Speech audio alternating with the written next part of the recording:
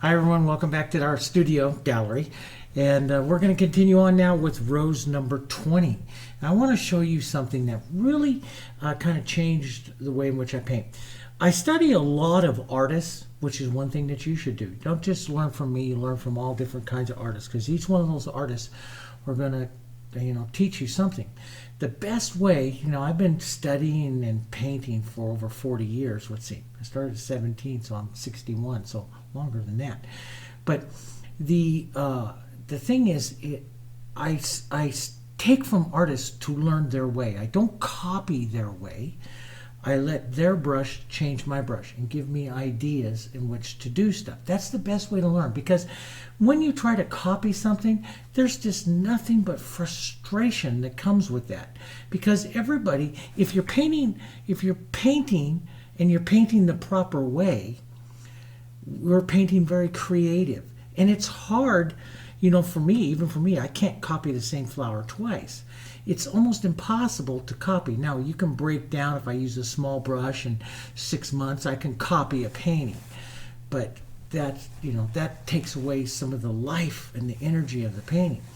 And so I try to when I study other people, or I go back in history and I study the masters, I look at how they do it, how they approach it, what their thought processes are. I don't copy it. I then let it change me, and that's what I want you to do. So I have really great students that have been painting with me for a long time, that paint really great, and they're on YouTube and some of the other things, and you can go see them. Their websites, their links are on the sides of the YouTube channel. They're on the some of you know them from our forums and stuff. They're beautiful painters, and they're quite a bit different than I am, how they approach the roses and stuff. But we paint together, and we paint together every year, and we challenge each other. And challenging stuff is great. This is one reason why we're doing this whole thing. I'm challenging you to change to try some new things, try different ways. I want to show you this painting. This one hangs in my office here out in our gallery out in Sydney. And I did this one. That's what this little number, when you see me number something down here, the 0 stands for its original. This number means it was painted in 09, painting in September of 2015. It was my 331st painting of the year. So you can see here, copyright 2015, David Jansen. In 2015, I made a big jump in my art in that I changed a lot of things I did. I was studying some very casual, impressionistic artists. I always go to daisies because this is the little flower that I first learned how to paint. And what I decided to do was just put on this power and this energy, and then paint with thick textures and everything like this. This became and we gave ourselves 10 minutes to paint it.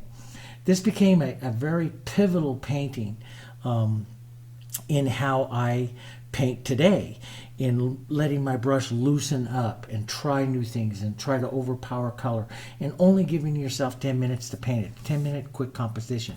And I do it with we do this stuff with our friends. We all get together here in the gallery, sometimes 3-4 times a year, and we challenge each other to try to do new things and work through new things and change our brushes, not copy each other or anything, but change our brushes. So I want to run one of these through to you. Hopefully you won't die during this little challenge here, but I'm gonna show you basically what it goes through. Let's get back up here a little closer. Same kind of colors we used before: Hansa yellow, yellow oxide, naphtha red light, burnt sienna, pine green, phthalo blue, quinacridone violet, red violet, black, and white. I'm going to use my 3/4 inch brush. I grab a high contrast color. This is my white with a touch of yellow and black. I grab a high contrast color, and I just put on a strike or a movement. That is like power right there. I'll grab some other colors and I'll push that around here in the center. I'll use the brush and I'll lift the pressure off like this so I can put in some other types of movement. What you're doing as an artist is you're painting for movement. Those of you that study the floral class and stuff like this, you realize what I'm doing here now is St. Andrew's Cross. And pushing in color, pushing it out here like this, pushing in movement in and out of this area. This is very contemporary. Let's take a little warmer green, nice little warm yellow green, and let's strike some of that through the painting here like this.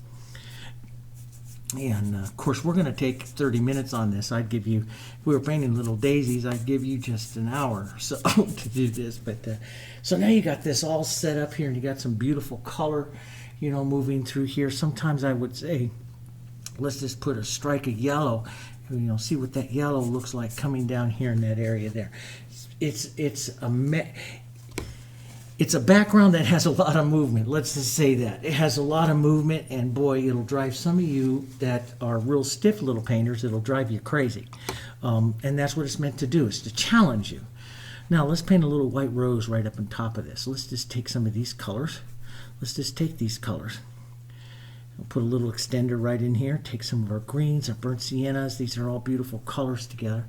Let's put a little white rose right up here, and we'll paint a softer white rose, and we'll paint a couple of yellow daisies in here as well. I want to keep some of this color movement through here though, so I'm gonna get wild, get crazy. Let's take a cool color. Let's come up here and push in our center, walk it up, lift the pressure up. Okay, paint fast. Come drop right down here, put down the bottom bowl of your rose here, around like that. Okay, paint fast, paint fast. Come in here, pick up some light. Now, some people like this, some people don't. But let me tell you, I did a rose like this.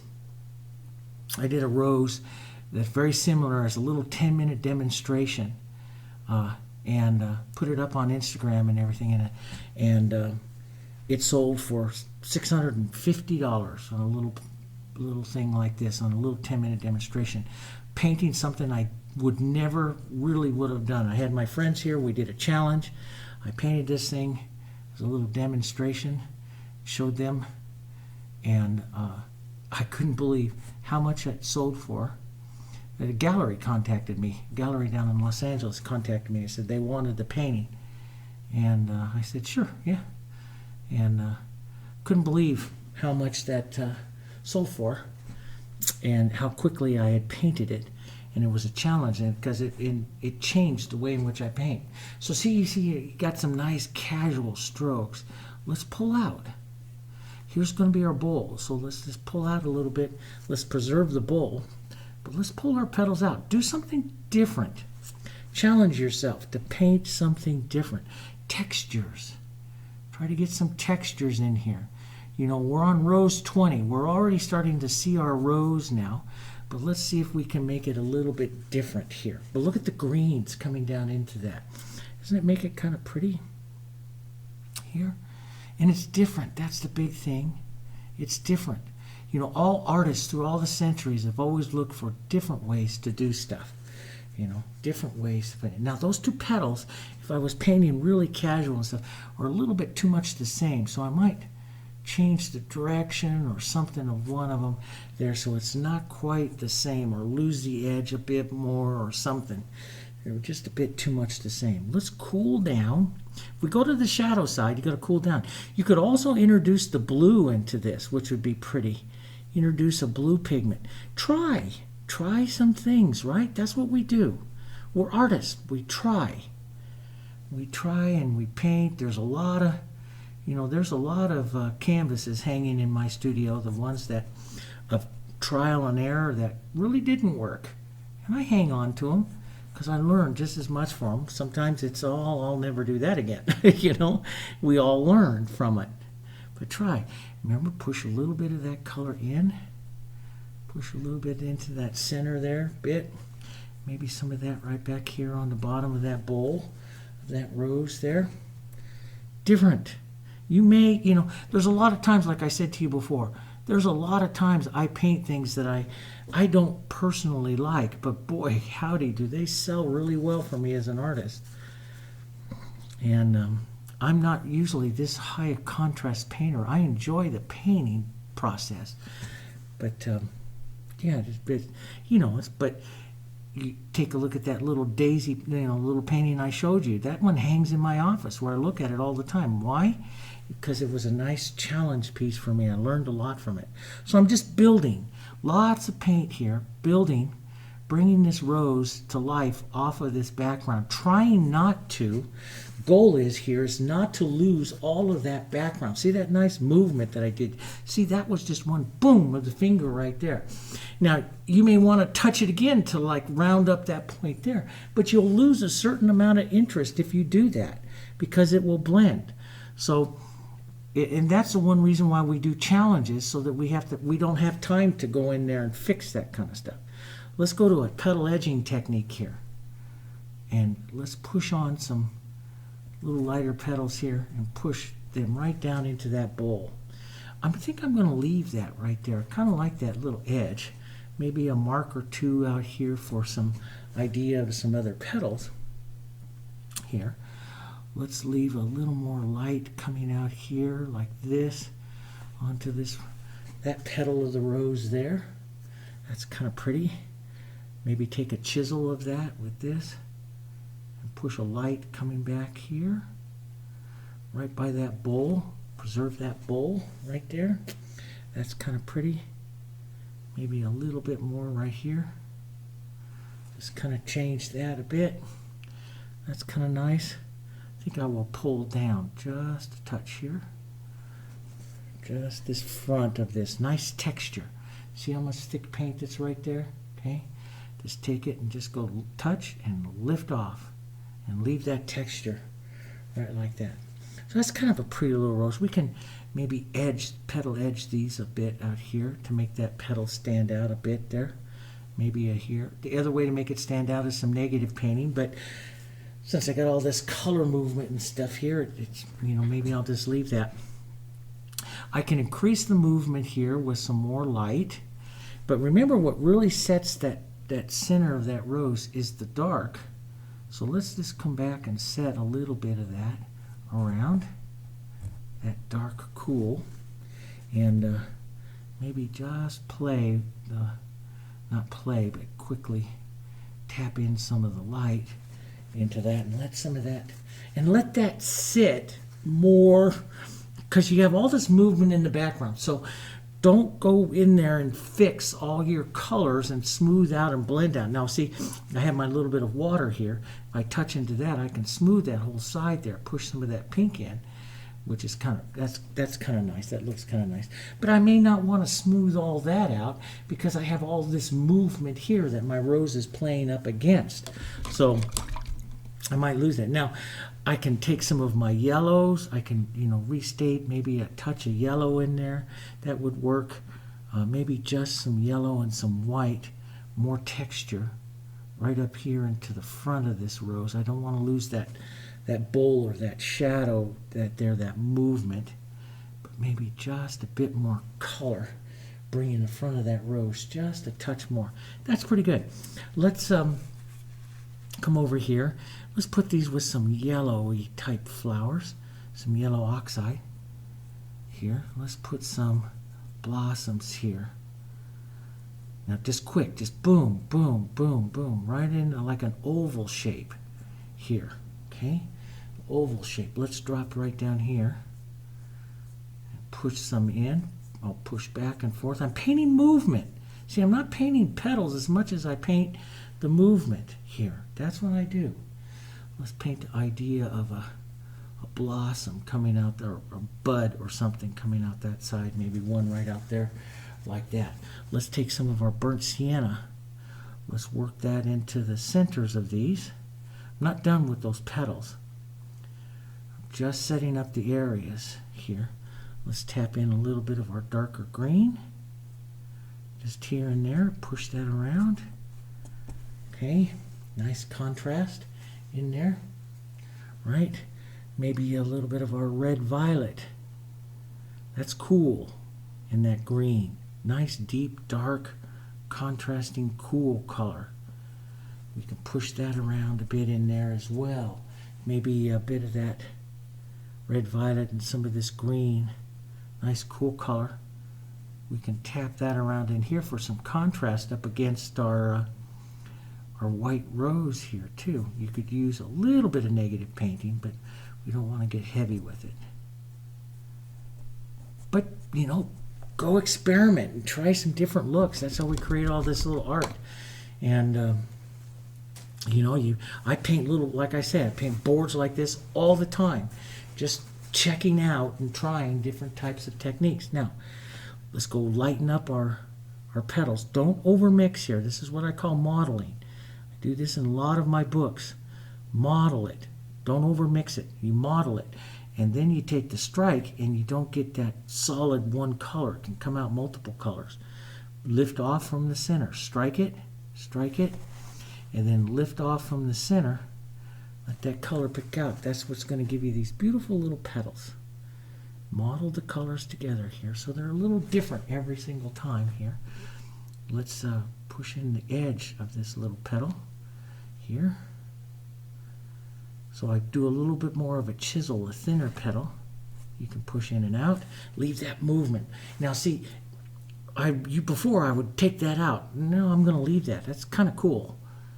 That's the beautiful thing about, that I like about painting is that, you take a stroke like that, you may never be able to emulate that one again, But something like this, working through a painting like this, of this one, whether you like it or not, it's going to change you as an artist, because you're taking powerful, like this. If you can take powerful first one-time strokes, of stuff coming out, picking up these textures and pulling that out here, and one time doing them, that's gonna change you as an artist. Really, really is. And it's fun to try something different like this. Let's put a few strokes of the lighter green in there just to move that through. A few areas of that. It just makes pretty colorings here. Let's take that green back out. I forgot to strike some lights right out here, like this one. Like that's just the back turned one there, or just the edge of one there. Let's push one here, like that's just the edge of one there. You can go through and you can set up more stems and movements. I love this powerful movement, but you can push in some more stem movements. You can do a little bit of negative painting. I try not to do too much, but if you want to, bring out something, or bring out some more colors into something here like this, bring that out. Bring out little touches of the movement. I like little brush dance movements like this in and out of a painting like this. There's a lot going on in a painting like this, and that's why it makes it nice. The little petit marks, these little marks here. Very, very contemporary here. It's really kind of pretty. You can pull some horizontals down. That would be pretty as well. I'm now going to take a corner of some yellow oxide. I'll tap that through heavy onto the top, the light side. Let it diminish down on the other side. Let's put some right here. Just a little bit on the bottom side. We won't touch those. Let's grab some yellow, some Hansa yellow. Let's put that on the side. Touch that right through here. Tap that through. And around like that. Nice light color right in there. And a little bit of the light. Now let's pick up some white here. Model that up. Don't mix it too much. Just model it up with the Hansa. Tap some smaller little bits of light. Now sometimes you get too much of that, or maybe I want to get some of that original interest back. I'll just take some burnt sienna, pine green, and red, put that in my brush, and tap back through, taking some of that, because you can paint both positively and negatively here with the dark. Both of them work. So take some of it back out. I love to put on, and generally, like when I do landscapes, westerns, and all the others, and the techniques I talk there is I always overpaint what I do. If I'm applying a highlight, I always apply too much and then take it back out to where I want it to be. So I'm a big advocate of painting too much and then placing it in position So I'll paint too much of a highlight and then place it down in position that I want with the shadow color. Now, one of the things that we have an isolated color that is isolated through here, and that would look really, which means it's all by itself sitting up there.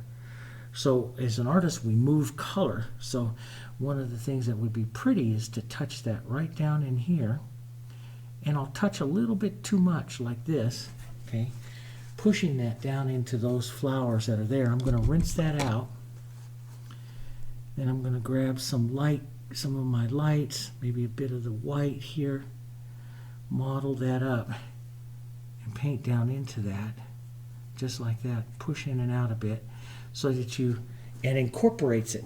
So rather than, and there's a lot of impressionist painters that would leave that right there, and as you get further back and stand in a painting, yeah, in a big painting it would work great, but on small painting like this, which you're going to get pretty close, I won't count on optical blending too much. I'll go ahead and push a little bit of that together back and forth like that to create that movement of that color in and out and that softer edge, and then the viewing distance can be closer because these are small little paintings. But that all deals with the optics of it. So we'll just take a little bit of that out. That's just kind of a pretty little painting there like that. You can move, some of the whites further out. You can always do it as a little brush dance too, like this. And all you're looking for is the moving of that color further out here. And that looks kind of nice. You do that kind of stuff. Looks nice. But see that power of that stroke and that impressionism that's there. That's where and you don't want to do it too many times because you could destroy the impressionism. But a little touch of that violet, oh, that might be nice up there. Little touch there. Picking up that color from that other ones there, just real quick. So it's very different, very casual, very loose type of painting, and just a little bit over 20 minutes of painting a painting like that.